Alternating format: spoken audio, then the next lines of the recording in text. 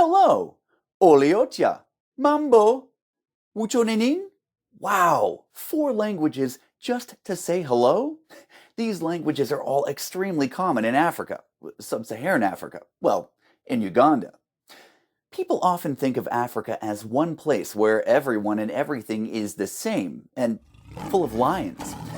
In reality, Africa has countless cultures, peoples, ethnicities, religions, languages, and complex government systems. In Uganda, for example, a country roughly the size of Oregon, there are 41 actively spoken languages, including the 4 we used to say hello.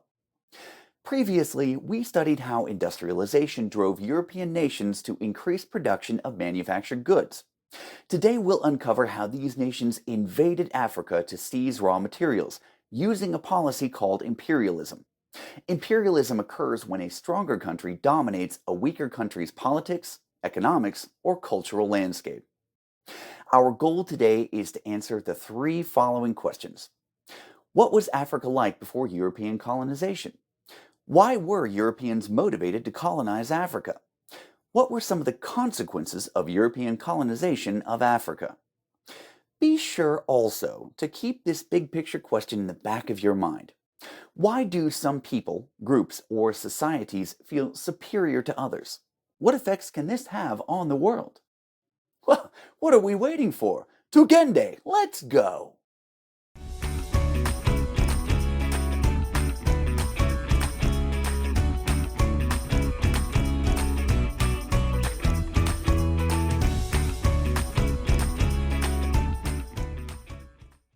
You may have noticed that this unit is entitled Imperialism and Resistance. You'll hear the terms imperialism and colonization quite a bit. What's the difference? While they have similar meanings, imperialism refers to the ideology behind, as well as the government practice of, extending power over other lands and peoples, while colonization is the specific act of settling in those lands in order to control them. You can think of it this way. Imperialist ideology results in the practice of colonization. Africa has always been an incredibly diverse place. It contains hundreds of ethnic and linguistic groups with more than 1,000 languages spoken. African spiritualism is a belief system that is intertwined with everyday life and focuses on nature and one's connection to ancestors. These traditional beliefs were viewed as compatible with each other and mixed with religions brought by outsiders, such as Islam and Christianity.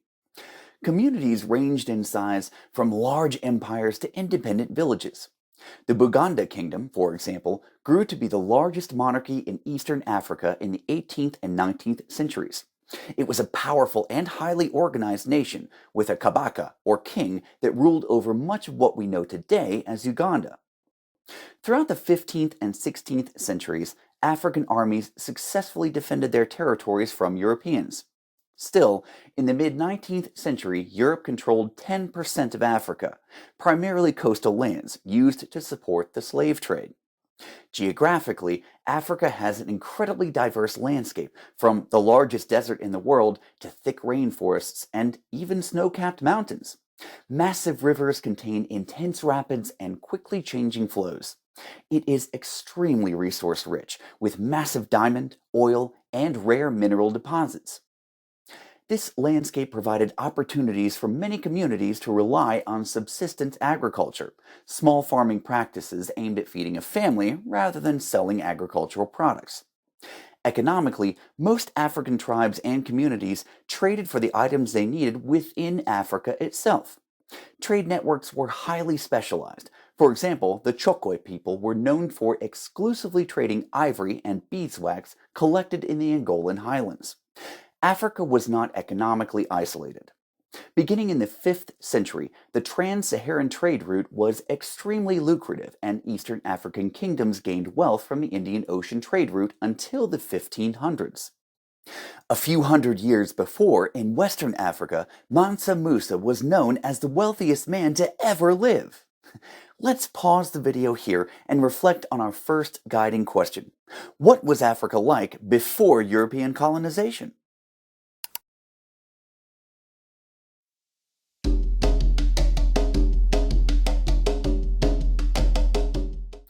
As industrialized European nations began losing key resource colonies, like the US, they set their sights on the massive and previously impenetrable continent of Africa. The first key motivation for colonization was European nationalism. As national pride grew in European nations, governments felt they could prove their superiority by expanding their empire. Another motivation for European conquest was a theory called social Darwinism, a racist belief that Charles Darwin's survival of the fittest natural selection theory applied to human ethnicities and groups of people. They held that because science and technology had progressed further in Europe than in non industrialized continents, this proved that Europeans were culturally and physically more advanced compared to non white societies. From this, Europeans concluded that they had a right and a duty to bring industrialization and their version of civilization to non developed nations. European Christians were motivated to travel into Africa to convert natives. Missionaries were among the first Europeans to successfully penetrate Africa's interior. Missionaries believed that imperialism was the best way to abolish the slave trade in Africa, despite the fact that largely Christian nations, like Britain and Spain, were responsible for establishing the massive transatlantic slave trade. They believed that native peoples must become civilized and saved through Christianity. They were not heroes, however, and worked to suppress and destroy many native religions and beliefs. The last key motivation for European exploration was fame and glory. Journalists wrote about the exploration of Africa in European and American books and newspapers, which massively increased readership. While exaggerated, these works allowed many explorers, like Henry Morton Stanley, to become internationally famous for their explorations. Let's pause here and answer the following question. Why were Europeans motivated to colonize Africa?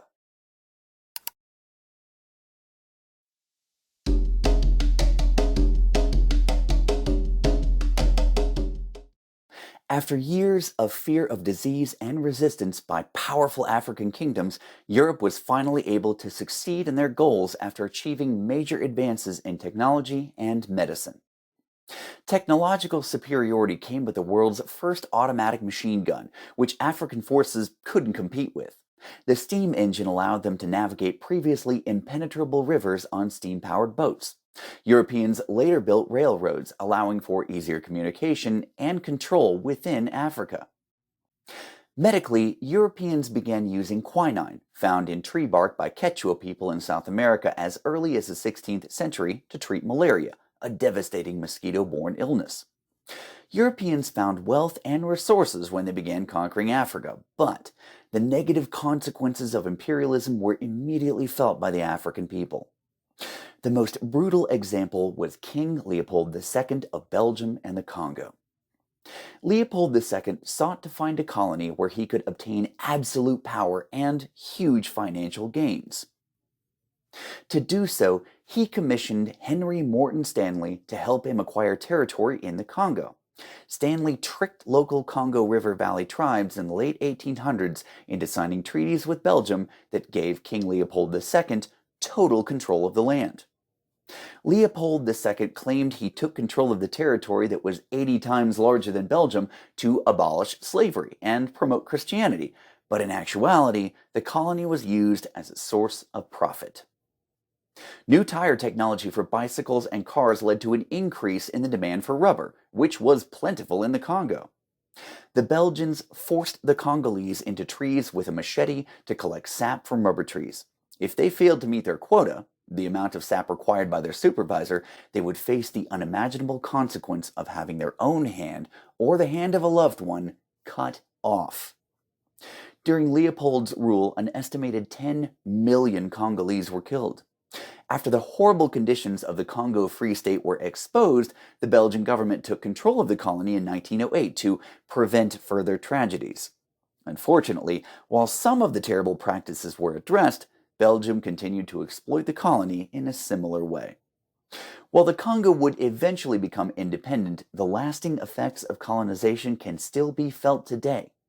After independence, the Democratic Republic of the Congo was continually exploited by wealthy nations for its valuable resources. Mines that use child labor and unsafe working conditions are still in place and extract some of the minerals that help run technology in the modern world.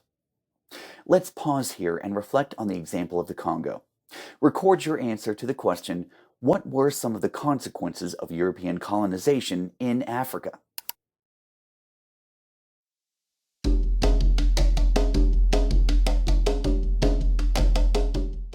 Belgium was not the only European nation to seize massive pieces of land in Africa.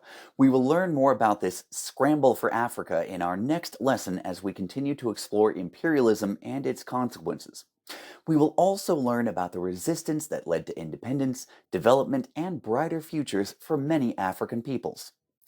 Sibabo, Lungi. goodbye for now, but always remember that history is everywhere. Hey!